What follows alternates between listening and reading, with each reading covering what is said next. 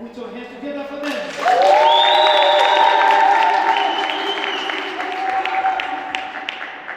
The total result, the outcome of this result means the winning school moves to the second round, which is the semi-final.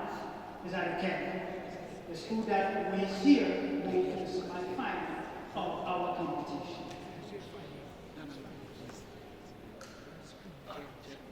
At the end of everything, the end of the competition, ladies and gentlemen, Marven High School scored a total of 70 points.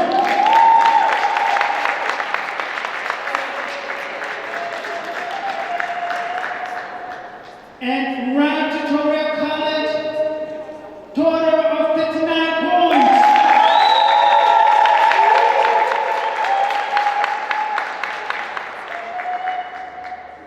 I will be seeing you guys in the semifinal.